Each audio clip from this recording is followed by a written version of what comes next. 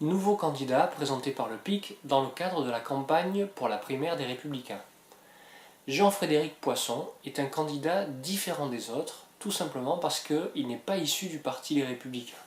C'est un candidat indépendant de ce parti, il vient de la démocratie chrétienne. Il est parfois estampillé héritier de Christine Boutin. Parlons de son programme économique, après avoir noté malgré tout qu'un fond de sa pensée, c'est de libérer la France des conséquences de mai 68. Il est aussi souverainiste.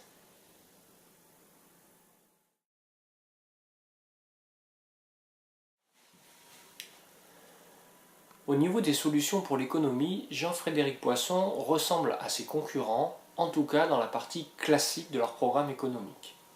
Il a malgré tout deux particularités. Ce qui fait qu'il ressemble à ses concurrents. Il est pour un allègement global du poids de l'impôt sur les entreprises.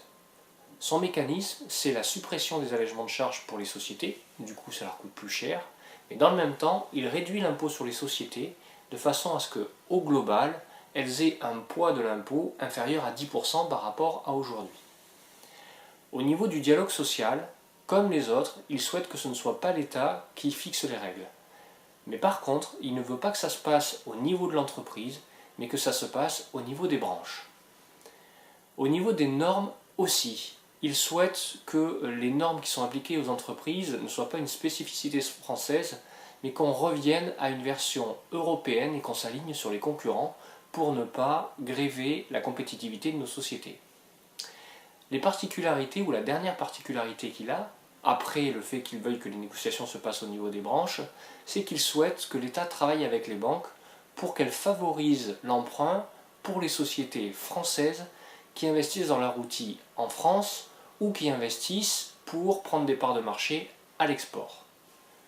De ce fait, malgré ces particularités, en termes d'économie et de relance de l'économie, c'est un candidat classique. Voyons ce qu'il veut faire au niveau de l'État.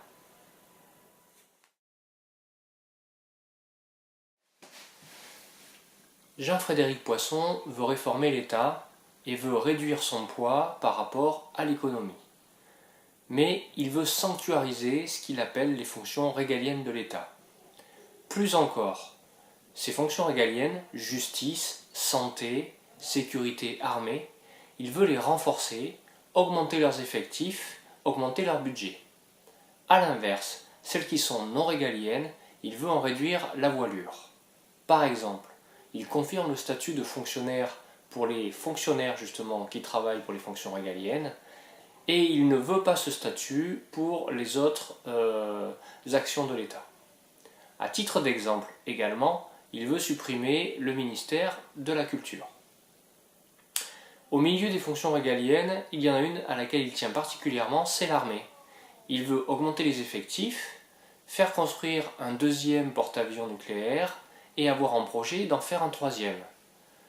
Cela va avec sa conception souverainiste de l'État et à sa conception d'intervention de l'État sur des terrains militaires, mais aussi d'intervention de l'État globalement dans la vie politique.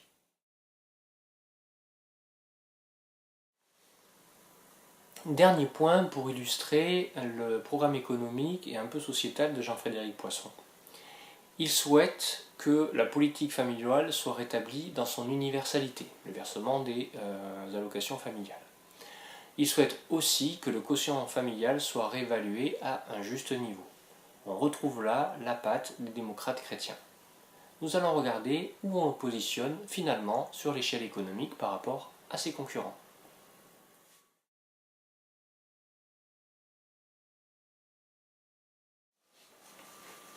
Jean-Frédéric Poisson est le 5e candidat que nous examinons sur la partie économique de cette campagne des Républicains. Ce n'est pas un libéral. Il souhaite libérer la France de l'esprit de mai 68 et c'est un souverainiste. Il ne propose par exemple pas de passer la retraite à 65 ans, ni de remettre la durée de travail à 39 heures. Il souhaite une certaine part d'intervention de l'État dans l'économie. Il confirme le statut de fonctionnaire pour les parties régaliennes de l'État. C'est donc pour le PIC le candidat au niveau économique le plus au centre et nous le plaçons ici.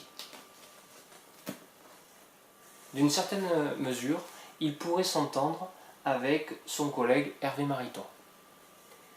Nous poursuivons le décortiquage du programme économique des Républicains. Il ne reste plus que 3 candidats. Merci, à bientôt.